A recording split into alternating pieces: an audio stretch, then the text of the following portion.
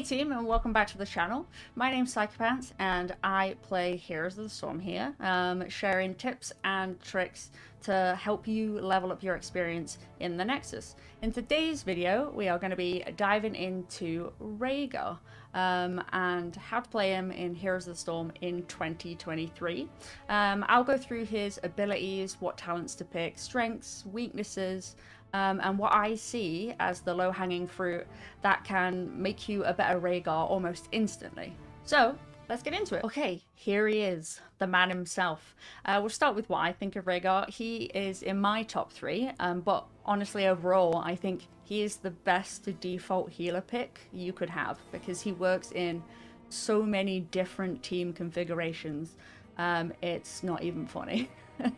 If you're anything like me as a healer main, and you play the game a little bit too much, you will find yourself, perhaps, this might sound familiar, you'll find yourself becoming a bit of a Rehgar bot, which isn't a bad thing, but maybe watch out for that. Anyway, he's a really balanced combination of healing output, so just kind of the raw healing power, and utility, so with things like his cleanse, he can get people out of sticky situations very well. He can also do an incredible amount himself, so if you are looking to rank up in Storm League solo, you know, not with friends type thing, Rehgar is honestly a solid option. He is best in slot wave clear. What I mean by that is he's the best healer, like he's the best wave clear healer, and he can also take camps by himself, though he shouldn't, but he can. So he's very independent. He's an independent man, and he can do a lot. So those are just a couple of the reasons, high level reasons why I think Rehgar honestly is one of the best healers in the game. If you are anything like us, sort of beginner, intermediate type folks looking to get a leg up in Storm League, he is a solid pick. As for who Rehgar is in the game, he is of course a healer, but he is a shaman from World of Warcraft. You might recognize him. He kind of hangs out with, I say hangs out with, you get it, Valeera and Varian Rin. What you're looking to do in Heroes of the Storm with Rehgar on a high level is zone control with his totem, which is his E ability, and also to prevent single target blow up with cleanse and with the help of ancestral healing too. But without further ado, let's hop into a quick match and see what shenanigans we can get up to, what wonderful team compositions the game has in store, and we'll dive through yeah, everything that we just talked about in more detail, hopping through talents, yada yada. Anyway, see you on the flip. Okay, ladies, gentlemen, boys and girls and friends beyond the binary, we are here and we find ourselves on Garden of Terror. The friendly team is Rehgar, Medivh, Zul'jin, Leoric, and Kira. And the enemy team is Sergeant Hammer, Artanis, Nazeeba, and Oriel, and Jaina Proudmore. Alright. So, we have Leoric B-stepping already, inexplicably. Anyway, so we're Rehgar. What do we have at our disposal? We have our Q, which is our chain heal. Heal an enemy, ally, with a wave of healing for 270 health. So if I chuck it out onto a friendly target, it will bounce between our friends twice. It restores 270 health currently. Oh, good protect. Like so. So you have to be mindful about it bouncing, making sure it does bounce to get the max value out of it. That's our whip from Oriel onto Leoric. Our W ability is Lightning Shield, and that's what we're going to be building around talent-wise in this video. Yep, saw that comment. That feels bad. Okay. Imbue an ally with lightning, dealing 67 damage a second to nearby enemy heroes. It lasts 5 seconds. Restores 2 mana every time it hits, right? So he's stacking, I think. I'm gonna slow him. He's coming back, but he's slow. Kira, go in. Come on. Hey! Kira gets the kill with some bleed. So that's the W. Rehgar's E is Earthbind Totem, so create a totem that slows nearby enemies by 35%. The totem has 281 health at currently, and lasts for 6 seconds. That was an accidental bite. Have a heal for you. Quite charitable, healer. Quite charitable, apparently. I'm gonna ping this. And the other thing that you will see currently is, or rather, Rehgar's trait is activatable. It is called Purge, and it is a really unique cleanse. So you can use it defensively, as you would a normal cleanse, or you can use it offensively, and in which case it applies a slow. So there you go. It applied a slow there. Now, would I have slowed him in an actual real life bona fide Heroes of the Storm situation there? No, because he was dead anyway. But I wanted to show you what it looks like when you apply Purge to an enemy. So yeah, when you use it on a friendly target, it does what any good cleanse does, and it usually will get them out of a sticky situation involving crowd control. So a stun, a slow, a root. Oh, you are going ham, which is good for us though, because we are going W build. And that's a dead Artanis. That's a dead Artanis. Okay, pop a heal over there, bounces between all of us, perfect. I'll ping here. And yeah, that's all of the abilities we have available at the moment. One thing to note, another special thing about Rehgar, I hope Kira comes and joins me on this, because I shouldn't be doing this by myself. I'm hoping people get the memo, and they do. Is Rehgar doesn't have a mount. I turn into a wolf.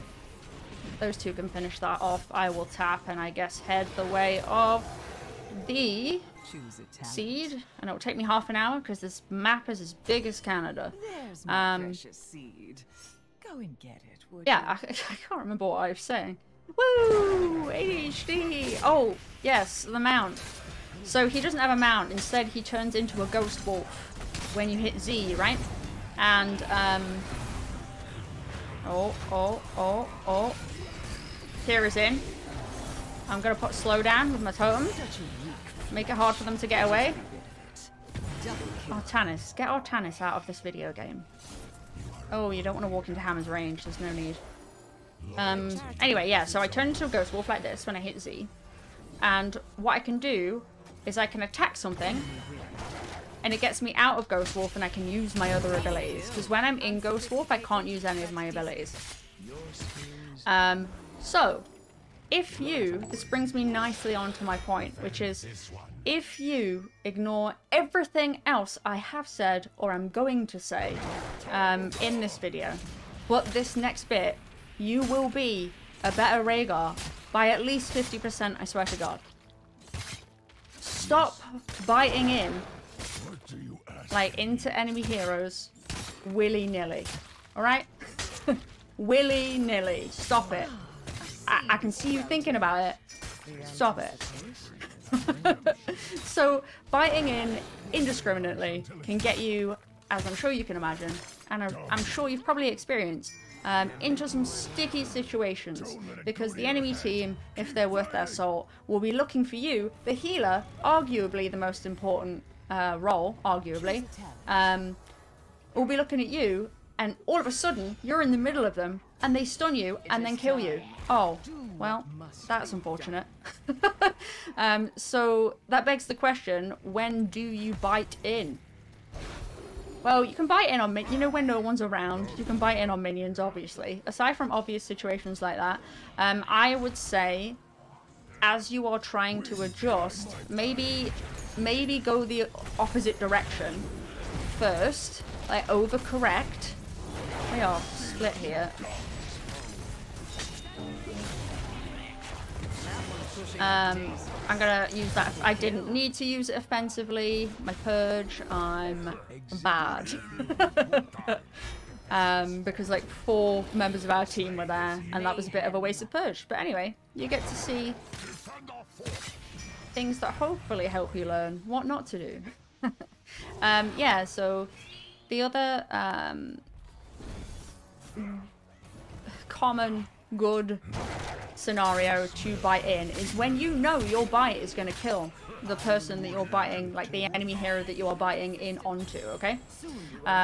Because you do have 20% extra move speed when you are in Ghost Wolf. Oh, that is not a silence and tomb yet, Kira. I'm trying to pop my ancestral on you. I'm sorry, I'm bad, but you keep going range. Ah. Okay, she's fine.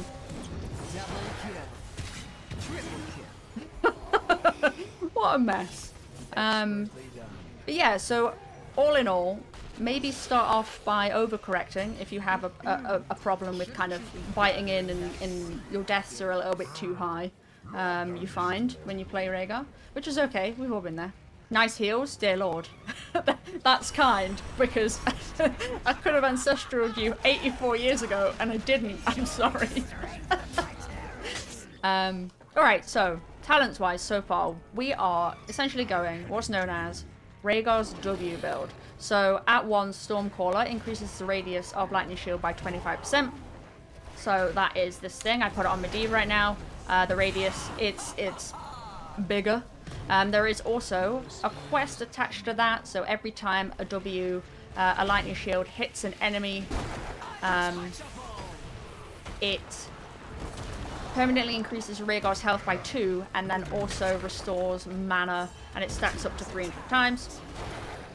At 4 we went electric charge, so lightning shield heals for 20% of the damage lightning shield does, and that is doubled if the bearer is Rehgar.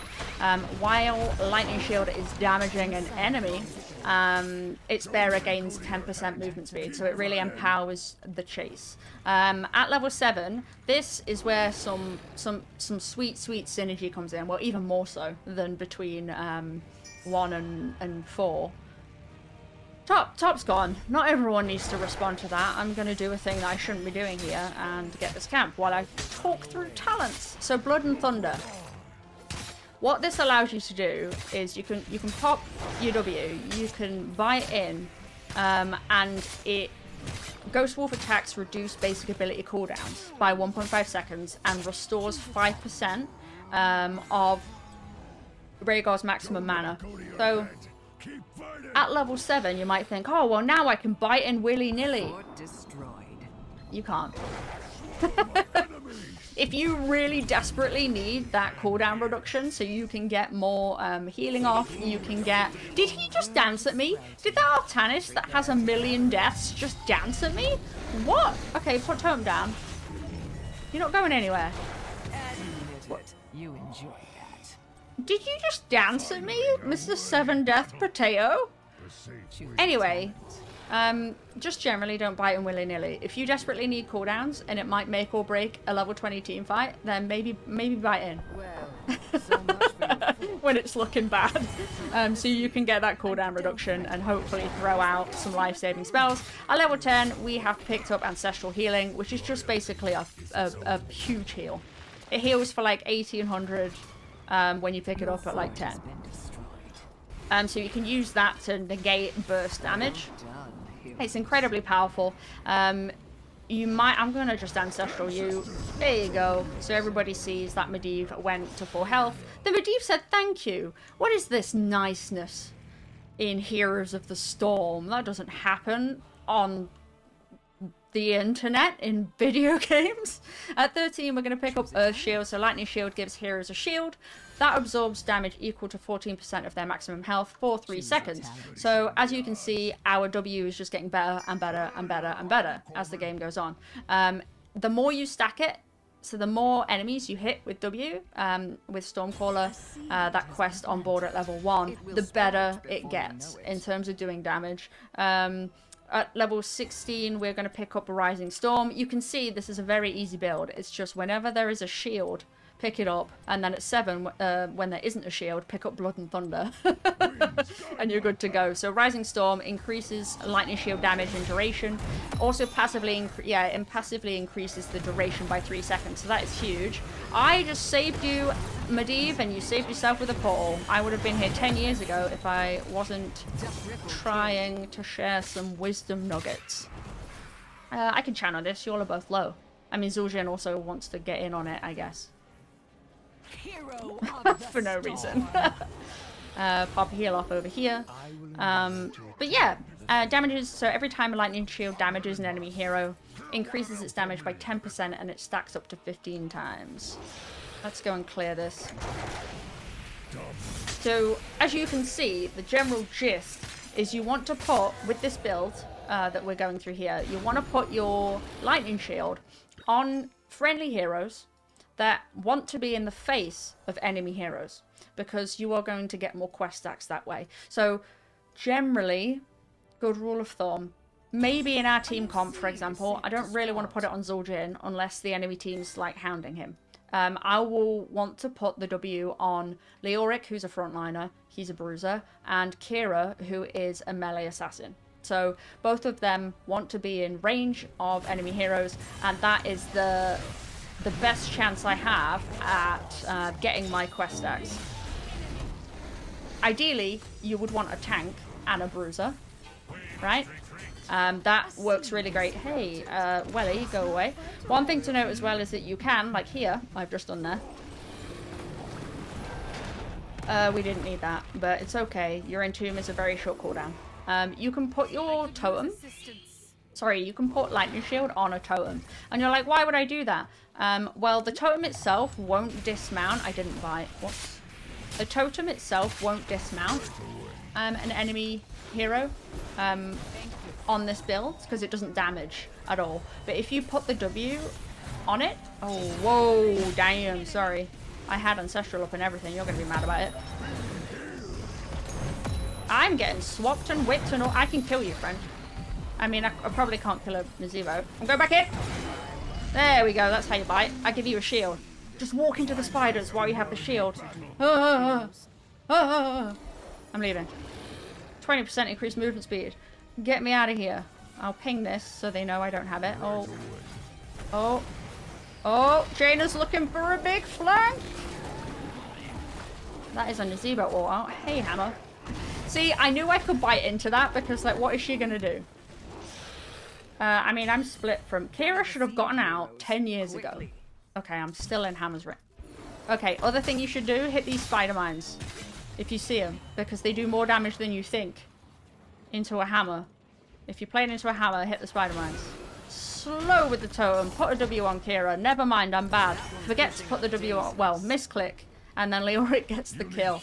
It's going to take us a while to get up here. Hopefully they aren't channeling it already. It was a bit of a family affair in bot lane, so hopefully they're not. At level 20, even though I've gone full W, you can, because it's so strong, you can get Farseer's Blessing. So after 1.5 seconds, Ancestral Healing is cast a second time on the same target. So you basically, it's AoE, it's Area of Effect Healing, essentially, but huge because it's Ancestral. You can still go that, but I am going to go Elemental Conduit, which is basically a team-wide shield. They need to be close to you, but activate to gain Lightning Shield, so it gives me a Lightning Shield. So you don't need to W before you hit 1, it's inactivatable. So Elemental Conduit is on, you have to push 1 and it's on a 70-second cooldown. So I grant everybody near me a shield equal to 10% of their maximum health for 5 seconds. Where is this strainer? Oh. I'm not blind. Haha! Biting. Oh, we're oh, come here, friend. There you go. Oh, good Tastingo there, because he was dead otherwise. I'm gonna pop a shield like that, and then go in, because I have a lightning shield on me without pressing W. Anyway, for up to 5 seconds after activating, hitting an enemy hero with this effect's lightning shield gives nearby allies a shield equal to 1.5% of their maximum health for 5 seconds. So it's mass shields, and it really synergizes well with this build because I've talented into shields. So it's very aggressive, it's very good, the synergy is there, and GG, well played. We win this one. Aw, good job, heals. Okay, as you can see, that went pretty well. You can see that Rehgar works incredibly well with people that want to be up close and personal and aggressive. With this build in particular, the longer the game goes, the better you get. We managed to get four kills, no deaths, and double the amount of Orioles healing, which is good. The synergy between like Rehgar and someone like Kira with this build is it can be obnoxious, I'll be honest. So the talents that we picked in today's video. At level 1, Stormcaller. So increase the radius lightning shield by 25%, and then each time you hit an enemy hero with the lightning shield, you're getting more health and you're getting mana back, and it stacks up to 300 times. So you want to be focused on trying to put the W on friendly people, like folks on your team that want to be in the face of the enemy, because you're going to get that stacked faster. At level 4, then you pick up Electric Charge. The bearer of Lightning Shield heals for 20% of the damage the Lightning Shield does to enemies, and it's doubled if the bearer is Rehgar, so you can get aggressive. While Lightning Shield is damaging an enemy, the bearer gains 10% increased movement speed. So again, it really, really benefits anybody on your team that wants to be aggressive. So that's why it works really well with Kira. At level 7, this is where I feel like the power really comes online. Things really come together.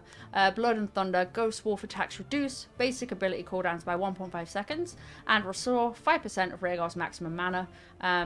Honestly, did I ever tap? I probably should have tapped at some point. Like the well. Anyway, you can see you get a buttload of mana back. At level 10, the ultimate ability that we picked was Ancestral Healing. Cooldown of 100 seconds, so bear that in mind. After 1 second, heal an allied hero for 1,180 health. Big old heal. Can really do a lot to negate burst damage, like Jaina, for example. Because she can throw out all her spells, and if you can time the Ancestral, then she's all of her spells are on cooldown and she hasn't killed anybody because the person she was trying to blow up, you just healed. At level 13, we are then back on the Lightning Shield train with Earth Shield. Lightning Shield gives heroes a shield that absorbs damage equal to 14% of their maximum health for 3 seconds. Shields are great. Be wary of when you play into someone like Varian. I feel like I keep mentioning him. Anyway, he has, is it Shattering Throw? That can just eat up shields. But he would be hard-pressed. No, actually, yeah. In a situation like that, then I might start to question this build. But anyway, for the scope of this video, we'll stick to what we are going through here. So at level 16, you then pick up Rising Storm. So every time a Lightning Shield damages an enemy hero, it increases its damage by 10%, and it stacks up to 15 times. Passively as well, Rising Storm increases the duration of Lightning Shield by 3 seconds. So stronger shields for longer. At level 20 then, you round the build off with Elemental Conduit, which you can, it's an activatable on 1, the cooldown is 70 seconds. Activate to gain a Lightning Shield, so that's Rehgar gains the Lightning Shield, and grant all nearby allied heroes a shield equal to 10% of their maximum health for 5 seconds. For up to 5 seconds after activating, so after you've hit 1, hitting an enemy hero with this effect's Lightning Shield gives nearby allies a shield equal to 1.5% of their maximum health for 5 seconds. So that's huge shields, in theory, team-wide, because everybody's around you. And it's also huge damage as well, which I know that you wouldn't. Like, sometimes the best defense is a good offense. That's what I'm trying to say. But yeah, outside of the talents, yeah, I think Rehgar's possibly the best healer to pick in solo queue Storm League. And if you ignore everything else I've said, just stop biting him willy-nilly. Work on practicing when to bite in and when not to bite in.